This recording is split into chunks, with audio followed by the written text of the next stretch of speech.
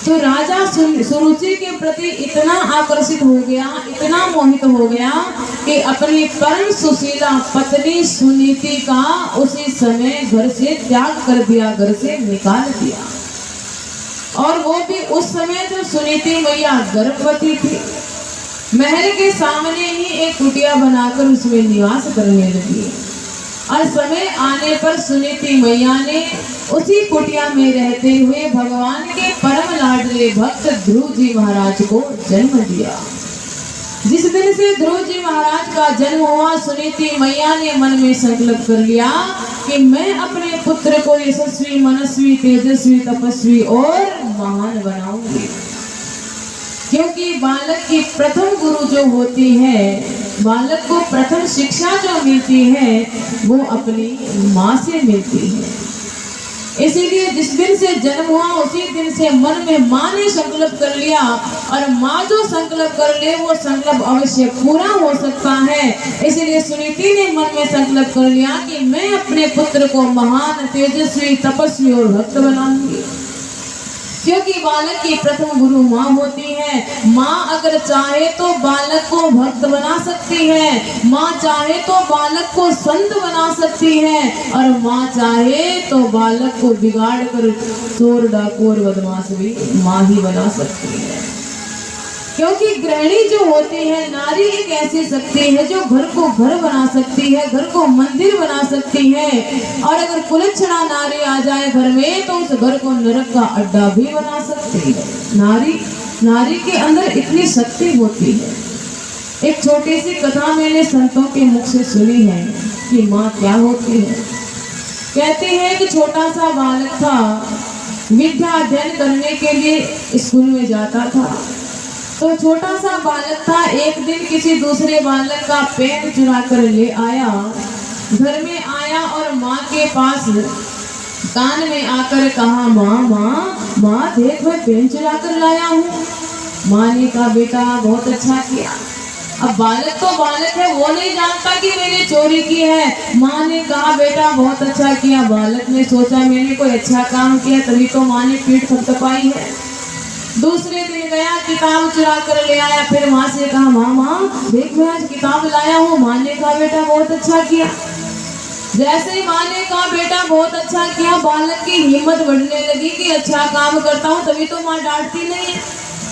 ऐसा करते करते एक दिन तो पूरा झोला ही किसी दूसरे बालक का उठा कर ले आया, लेकिन माँ ने अभी तक भी कुछ नहीं कहा। बालक की हिम्मत बढ़ती गई और धीरे धीरे बालक दूसरों के घर में चोरियां करने लगा। चोरियां करते करते बड़े बड़े डाके डालने लगा और एक दिन वो बालक एक नंबर का डाकू बन गया। किसी राजा का धन चुरा कर ले आया और राजा के सैनिकों के हाथों पकड़ा गया। तो राजा ने आदेश दिया कि इस बालक को फांसी की सजा दी जाए। लेकिन जिसको फांसी दी जाती है उसकी एक अंतिम इच्छा पूरी की जाती है। उससे पूछा, भैया बोल तेरी अंतिम इच्छा क्या है, तू क्या चाहता है? उसने कहा, और तो कुछ भी नहीं चाहता, बस एक बार मेरी माँ को बुला दो, मैं माँ से मिलना चाहता हूँ। माँ को बुलाया, माँ सामने आकर खड़ी हो गई। बोल बेटा क्या बात है? कहने लगा, माँ दूर नहीं तू मेरे पास आ, मैं तेरे कान में आज कुछ कहना चाहता हूँ। माँ पास में आई, माँ ने कान आगे किया तो उस बालक ने तुरंत माँ का कान काट लिया। अरे बेटा तूने ये क्या कर दिया? माँ याद कर, सबसे पहले मैं छोटा सा था जब पेन चुरा कर लाया था, पहली बार तेरे इसी कान में कहा था, माँ मैं पेन चुरा कर लाया हूँ। अगर उस दिन तू मुझे मना कर देती कि बेटा ये चोरी है और चोरी करना पाप है, तो शायद आज ये तेरा लाल फांसी के फंदे पे लटका नहीं होता। कहने का तात्पर्य क्या है कि माँ को चाहिए बालकों को अच्छी शिक्षा दे। अगर हमारे बालक कहीं बिगड़ रहे हैं, गलत संगत में पड़े हैं, तो उनकी संगत का ख्याल रखें, उनको सुधारने का प्रयास करें और बालकों को रामायण की चौपाइयाँ बोलना सिखाए, गीता के श्लोक पढ़ना सिखाए, हनुमान चालीसा का पाठ करना सिखाए और घर से जाने से पहले मंदिर में प्रणाम करना सिखाए, माथे पे तिलक लगाना सिखाए, गले में कंठी पहनना सिखाए और चोटी रखना सिखाए। और कहते हैं अगर माताएं अपने बालकों में संस्कार देती हैं तो उस बालक का भविष्य कभी नहीं बिगड़ सकता। लेकिन महाराज आजकल तो कंठी बांधने में और तिलक लगाने में लोगों को बहुत शर्म आती है, मंदिर जाने में भी बहुत शर्म आती है। ये शर्म की बात नहीं है, ये हमारी संस्कृति है, ये संस्कृति है, इसे बचाना चाहिए, उसमें तो शर्म आती है। लेकिन महाराज कुछ ऐसे बुरे कर्म है जो पाश्चात्य संस्कृति से लिए हैं। आजकल लोग फटी हुई पैंट पहनते हैं और उसे फैशन का नाम देते हैं कि ये फैशन है। फटे हुए कपड़ों में शर्म नहीं आती। और हमारी संस्कृति जो हमारी शान है, वैष्णवों की शान है, हमारा प्रतीक है भक्ति का, वो कार्य करने में शर्म आती है तो देश पीछे नहीं तो क्या आगे निकलेगा। इसीलिए माँ को चाहिए बालकों में अच्छे संस्कार हो, अच्छे संस्कार बालकों में दे, बड़ों का आदर करना सिखाए, छोटों से प्रेम करना सिखाए। आज सुनीति मैया ने भी मन में संकल्प कर लिया, मैं अपने बालक को तेजस्वी, मनस्वी, तपस्वी, महान बनाऊंगी। जहाँ भी जाती सुनीति मैया अपने छोटे से बालक ध्रुव को अपने साथ लेकर जाती और मंदिर में जाती तो सबसे पहले बालक से कहती, बेटा मंदिर में प्रणाम करो। छोटे से बालक ध्रुव जी जैसा माँ कहती वैसा करते। संतों की सेवा करती सुनीति मैया तो अपने पुत्र ध्रुव से भी कहती, बेटा संतों की सेवा करो, संतों के चरणों में प्रणाम करो। और जैसा माँ कहती और माँ को जैसा देखते ध्रुव जी वैसा ही करते। बालक क्या करते हैं आजकल, जैसा बच्चे माता पिता को देखते हैं बिल्कुल बालक वैसे ही करते हैं। इसीलिए माता पिता को चाहिए कि हम अच्छे बने, क्योंकि हमारा व्यवहार अच्छा होगा, हमारा आचरण अच्छा होगा तो आपके बच्चे आपको देखकर स्वतः ही सुधर जाएंगे। तो कहते हैं ध्रुव जी महाराज को साथ में ले जाती, संतों की सेवा करती। ऐसा करते करते ध्रुव जी महाराज की आयु हो गई 4 वर्ष की। एक दिन संतों ने सुनीति मैया से कहा, बेटा तुमने हमारी बहुत सेवा की है, तुम मांगो क्या चाहती हो, क्योंकि हम तुम्हारी सेवा से बहुत प्रसन्न हैं। सुनीति मैया ने कहा कि हे संतों, मैंने कुछ भी मांगने के लिए आपकी सेवा नहीं की, मुझे कुछ नहीं चाहिए। लेकिन संतों ने बार बार कहा, बेटा हम तुम्हारी सेवा से बहुत प्रसन्न हैं, तुम मांगो क्या चाहती हो। तो सुनीति मैया ने कहा कि महात्माओं अगर देना चाहते हो तो और तो किसी चीज की कमी नहीं है, लेकिन एक ही चीज का अभाव है। क्या कि मेरी जो सोतन है सुरुचि, उसके विवाह को 4 साल हो गए, उसके कोई पुत्र नहीं है, सुरुचि को पुत्र दे दीजिए। संतों ने कहा, वाह सुनीति, तुम्हारे जैसी नारी, तुम्हारे जैसी माँ कोई हो नहीं सकती। अरे जिसकी वजह से तुम्हारे पति ने तुम्हारा त्याग कर दिया, आज उसी स्त्री के लिए पुत्र की कामना करती हो। तो कहने लगे संत, जाओ बेटा, सुरुचि के तो पुत्र होगा, लेकिन हमारा आशीर्वाद है कि तुम्हारा जो पुत्र ध्रुव है वो भगवान का बहुत बड़ा भक्त बनेगा। संतों का आशीर्वाद मिल गया। देखिए सुनीति मैया किसी का बुरा नहीं चाहती, जो किसी का बुरा नहीं चाहता उसका अपने आप ही भला हो जाता है। और आज देखो कितना दुख है सुनीति मैया के अंदर, पति ने निकाल दिया, अकेली रहती है, फिर भी संतों ने मांगने के लिए कहा तो सुनीति मैया ने कहा, मुझे कुछ नहीं चाहिए, मुझे कोई दुख नहीं है। और मांगा भी तो क्या मांगा, अपनी सोतन के लिए पुत्र मांगा। यानी सबका भला करना चाहती है, किसी का बुरा नहीं चाहती, और जो सबका भला करता है उसका भगवान भला करते हैं। तो समय आने पर सुरुचि ने भी एक पुत्र को जन्म दिया। सुरुचि के पुत्र का नाम उत्तम था। एक दिन वो छोटा सा पुत्र उत्तम अपने पिता उत्तानपाद की गोद में बैठा था। उसी समय ध्रुव ने जब देखा कि उत्तम पिता की गोद में बैठा है तो ध्रुव की भी इच्छा हुई कि मैं भी पिता की गोद में बैठूं, क्योंकि बालक तो बालक होते हैं। तो ध्रुव जी महाराज उत्तानपाद राजा की गोद में बैठने के लिए जैसे ही आगे बढ़ने लगे, उसी समय दौड़ी दौड़ी सुरुचि आई और दौड़कर ध्रुव का हाथ पकड़ गया। ध्रुव, कहाँ जा रहे हो? माँ, मैं पिता की गोद में बैठने जा रहा हूँ। नहीं ध्रुव, तुम पिता की गोद में बैठने के अधिकारी नहीं हो। क्यों माँ?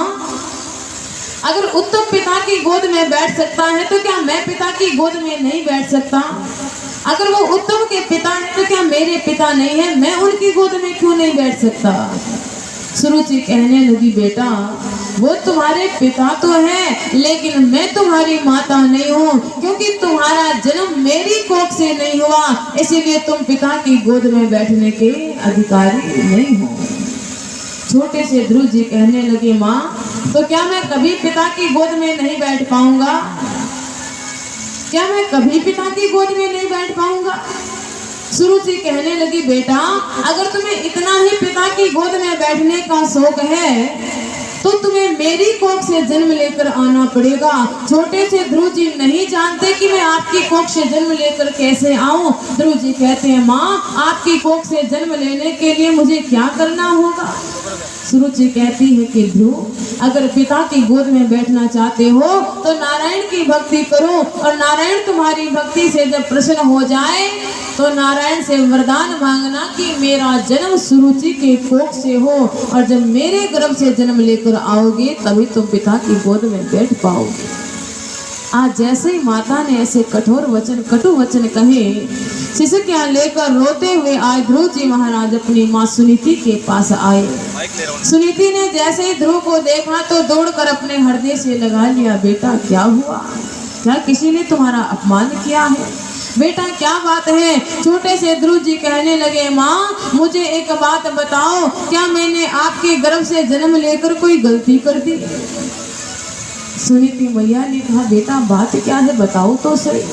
ध्रुव जी ने सारी बात बताई। माँ आज मैं पिता की गोद में बैठने जा रहा था, लेकिन मुझे सुरुचि मैया ने पिता की गोद में बैठने से मना कर दिया और कहा कि तेरा जन्म मेरी कोख से नहीं हुआ, इसीलिए तुम पिता की गोद में बैठने का अधिकारी नहीं है।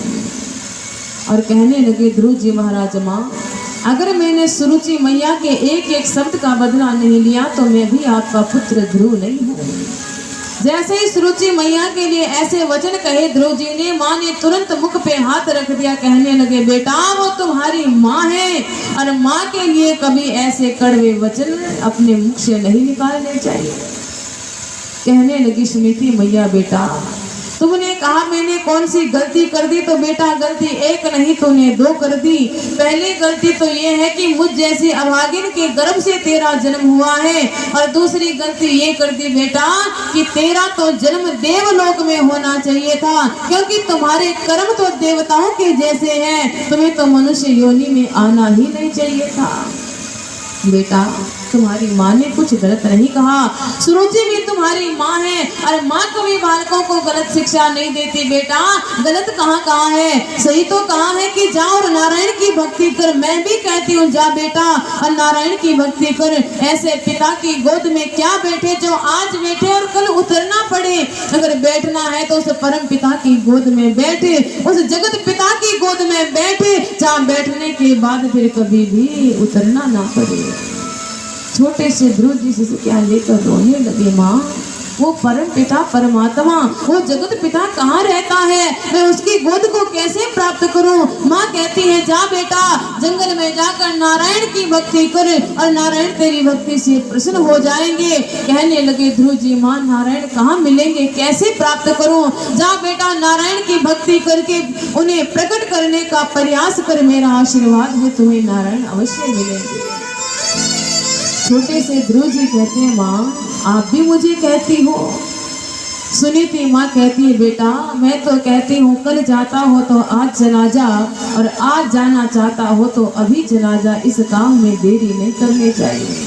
और हम क्या करते हैं, कभी कभी भजन करने की अगर मन में आती है तो विचार करते हैं कि कल से माला जप करेंगे, और वो कल कभी आने वाला नहीं है। कल पे मत छोड़ो, जो करना है आज और अभी से शुरू कर दो, क्योंकि वो कल कभी नहीं आएगा और कल का इंतजार करते करते एक दिन काल आ जाएगा। इसीलिए अच्छे कार्य को कल पे मत छोड़ो। अगर कोई बुरा कार्य करना है तो उसको टाल सकते हो, लेकिन कोई अच्छा कार्य करना हो, कोई भगवत कार्य करना हो, कोई धार्मिक अनुष्ठान करना हो तो उसके लिए इंतजार मत करो, वो तुरंत कर डालो, क्योंकि कल का इंतजार नहीं करना। आज सुनीति मैया यही कहती है, बेटा कल जाता हो तो आज चला जा, और आज जाना चाहता हो तो मैं तो कहती हूँ अभी चला जा। आज छोटे से ध्रुव जी माँ के चरणों में दंडवत प्रणाम करके माँ के हृदय से लग कर निकल पड़े हैं जंगल की ओर। 4 साल की आयु है, ध्रुव जी परमात्मा को प्रकट करने जा रहे हैं, तो किसी ने ध्रुव जी को नहीं रोका कि छोटा सा बालक है, जंगल में जा रहा है, जंगल में हिंसक प्राणी है, इसे खा जाएंगे, मार देंगे। किसी ने चिंता नहीं की, क्योंकि उसकी चिंता बांके बिहारी को है, सुदर्शन चक्रधारी को है। दौड़ पड़े हैं ध्रुव जी महाराज। आकाश मार्ग से नारद जी ने देखा कि ध्रुव परमात्मा को प्रकट करने जा रहा है, ध्रुव नारायण की भक्ति करने जा रहा है। यदि ऐसा शिष्य मुझे मिल जाए तो मेरा जीवन धन्य हो जाए। जैसे हम चाहते हैं कि हमें श्रेष्ठ गुरु मिले, उसी प्रकार गुरु भी चाहते हैं कि हमें भी कोई श्रेष्ठ शिष्य मिले। तो नारद जी ने जैसे ध्रुव को देखा, मन में इच्छा हुई यदि ध्रुव मेरा शिष्य बन जाए तो मेरा जीवन धन्य बन जाएगा। तो नारद जी महाराज ने विचार किया, ध्रुव नारायण को प्रकट करने जा रहा है, भक्ति करने जा रहा है, लेकिन पहले देखो तो सही कि भक्ति कितनी सच्ची है, निश्चय दृढ़ है कि नहीं, कहीं डगमगा ना जाए। इसलिए परीक्षा लेने के लिए नारद जी ब्राह्मण का वेश करके, संत का वेश करके ध्रुव जी के सामने प्रकट हो गए। ध्रुव जी ने नारद जी को देखते ही, संत के वेश में देखते ही सबसे पहले चरणों में दंडवत प्रणाम किया। क्यों किया? क्योंकि माँ ने सिखाया था बेटा संतों के चरणों में प्रणाम करना। संत को देखते ही चरणों में प्रणाम किया। ध्रुव जी महाराज समझ गए ज्ञान की पहली सीढ़ी मजबूत है कि संत को देखते ही प्रणाम करना। नारद जी महाराज ने कहा, बेटा किसके पुत्र हो और कहाँ जा रहे हो अकेले? ध्रुव जी महाराज कहने लगे, हे महात्मा जी, मैं उत्तानपाद राजा का पुत्र हूँ और मैं नारायण की भक्ति करने जा रहा हूँ। नारद जी ने परीक्षा लेने के लिए कहा, बेटा जंगल में कौन सा नारायण बैठा है? जंगल में तो शेर रहते हैं, तेरा नाश्ता कर जाएंगे। छोटे से ध्रुव जी कहते हैं कि हे महात्मा जी, मेरी माँ कहती है कि नारायण का सब में वास है, हरि व्यापक सर्वत्र समाना, भगवान का सब में वास है, कण कण में भगवान का वास है। मेरी माँ कहती है उस शेर में भी परमात्मा ही रहता है। नारद जी ने देखा ज्ञान की दूसरी सीढ़ी भी मजबूत है। नारद जी ने फिर तीसरी परीक्षा लेने के लिए कहा, बेटा एक बात बताओ, जब तुम्हें भूख लगती है तो तुम क्या खाते हो, कैसे भूख मिटाते हो? ध्रुव जी कहते हैं कि महात्मा जी, जब मुझे भूख लगती है तो मेरी माँ मुझे अपने हाथों से दिन में 3-4 बार भोजन कराती है। नारद जी ने कहा, बेटा वही तो कहना चाहता हूँ, घर में तो माँ भोजन कराती है, वन में कौन सी माँ मिलेगी, वन में कौन भोजन कराएगा? तो ध्रुव जी कहते हैं कि हे महात्मा जी, मेरी माँ कहती है जब दांत नहीं तब दूध दियो, अब दांत दिए तो कुछ और भी देगो। जब मुख में दांत की व्यवस्था नहीं थी तो दूध की व्यवस्था किसने की? और जिसने दूध की व्यवस्था की वो आज भी पेट भरने की व्यवस्था अवश्य करेगा। नारद जी ने देखा ज्ञान की सीढ़ियां तो मजबूत है, तो नारद जी ने कहा, नारद जी जैसे परीक्षा लेने लगे तो ध्रुव जी महाराज ने कहा, महात्मा जी एक बात बताओ, आप मुझसे इतने प्रश्न करने वाले, आपने मुझे अपना परिचय नहीं दिया, आप कौन हैं? नारद जी ने कहा, बेटा मेरा नाम नारद है, मैं नारद हूँ। ध्रुव जी ने कहा, महात्मा जी आप नारद नहीं हो सकते। क्यों? क्योंकि माँ मुझे कथा में सुनाती थी कि नारद जी तो भक्ति में लगाते हैं, लेकिन आप तो मुझे भक्ति से दूर कर रहे हो, आप नारद नहीं हो सकते। नारद जी ने कहा, बेटा मैं ही नारद हूँ, मैं तुम्हारी परीक्षा ले रहा था। तो तुरंत ध्रुव जी महाराज नारद जी के चरणों में गिरकर क्षमा मांगने लगे कि मैं उदंड बालक हूँ, मैंने अगर गलती से आपको कुछ कटु वचन कह दिए तो मुझे क्षमा करना। नारद जी कहने लगे, बेटा एक बात बताओ, क्या तुमने जीवन में गुरु बनाया है? ध्रुव जी महाराज कहने लगे, नारद जी आपसे अच्छा गुरु ढूंढने के लिए कहाँ भटकने जाऊं? आपसे अच्छा क्या कोई गुरु मिलेगा? आप ही मेरे गुरु बन जाओ। और उसी समय नारद जी महाराज ध्रुव जी के गुरु बन गए और ध्रुव जी ने नारद जी को गुरु बना लिया। और नारद जी ने एक मंत्र ध्रुव जी के कान में फूंक दिया कि ओम नमो भगवते वासुदेवाय। बेटा जाओ, इस मंत्र का जाप करना, यमुना के जल का आचमन करके, यमुना में स्नान करके, एक पांव से खड़े होकर उस ब्रह्म की उपासना करना, इस मंत्र का जाप करना, पत्ते खाकर भजन करना, जल पीकर भजन करना, फल खाकर भजन करना, वायु पीकर भजन करना। मेरा आशीर्वाद है, मेरा विश्वास है कि तुम्हें नारायण अवश्य मिलेंगे। गुरुदेव का आशीर्वाद मिल गया। गुरुदेव के चरणों में साष्टांग प्रणाम करके ध्रुव जी महाराज आज भक्ति करने के लिए चल पड़े हैं।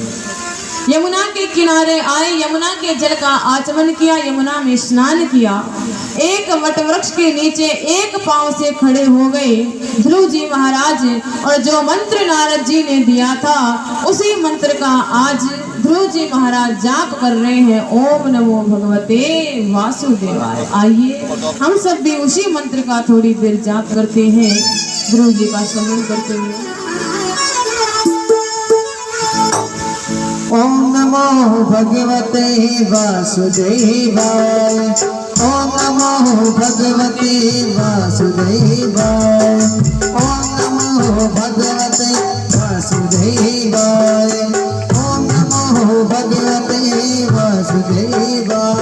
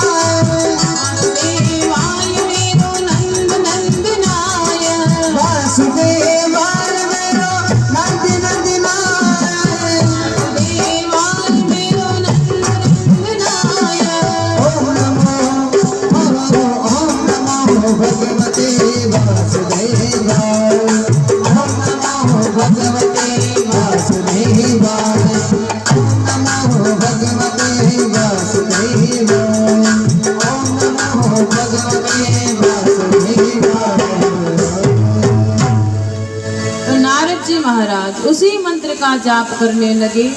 ध्रुव जी महाराज उसी मंत्र का जाप करने लगे जो नारद जी ने दिया था। यमुना के जल का आचमन किया, वटवृक्ष के नीचे एक पांव से खड़े हो गए। और ध्रुव जी महाराज का भजन कैसे चल रहा है?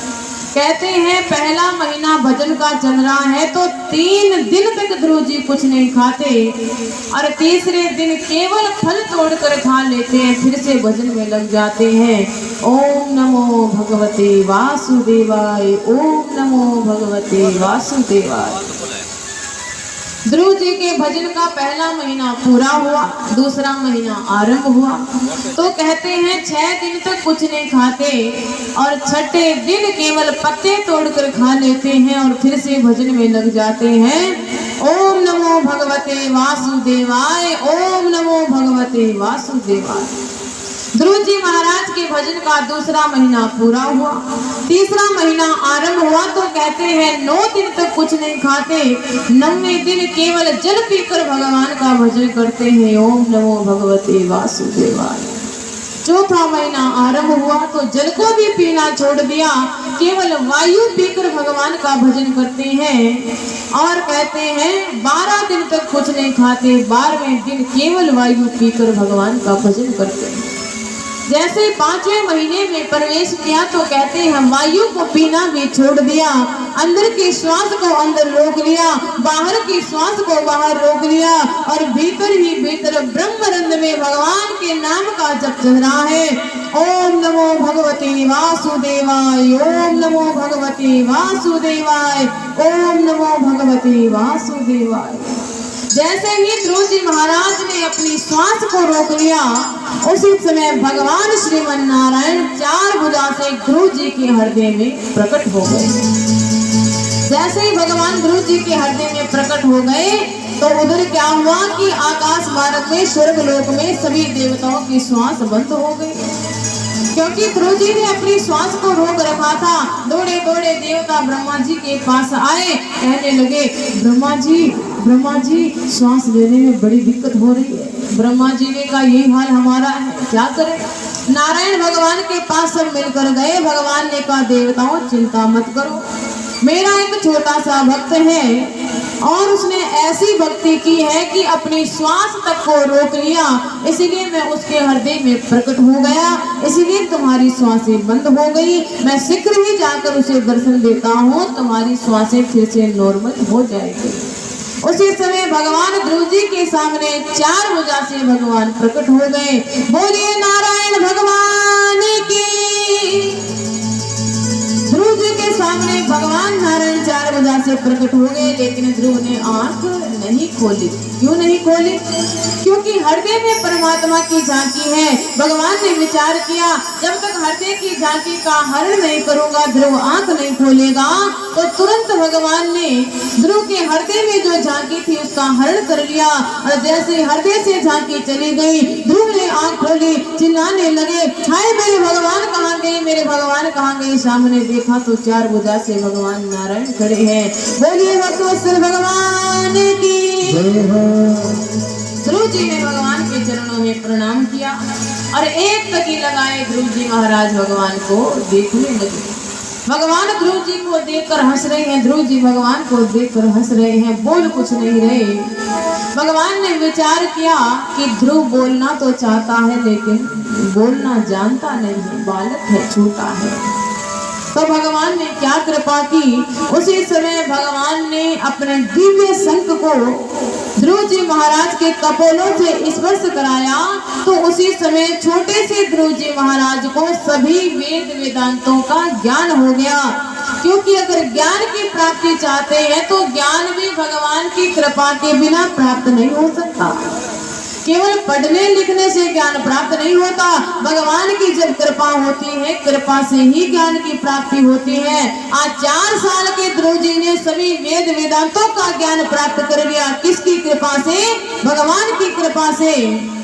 केवल पढ़ने से ज्ञान नहीं मिलता। मीराबाई क्या कभी स्कूल गई थी? क्या कभी कॉलेज गई थी? लेकिन फिर भी मीराबाई को कितना ज्ञान था। कितने सुंदर सुंदर पद लिखे हैं, इतने सुंदर पद लिखे हैं। ऐसे पद हैं कि उन पदों के एक एक शब्द पर हाई लेवल की यूनिवर्सिटियों में लोग पीएचडी करते हैं। ऐसा ज्ञान मीराबाई को किसने दिया? प्रभु ने। क्योंकि जहाँ पर कृपा राम की होई ता पर कृपा करे सब कोई। आज ध्रुव जी महाराज को इतना ज्ञान हो गया और जैसे ही ज्ञान हुआ तो ध्रुव जी महाराज हाथ जोड़कर भगवान की सुंदर स्तुति करते हुए भगवान से गाते हैं। बोल कृष्ण कन्हैया की जय। तेरी चरणों की भक्ति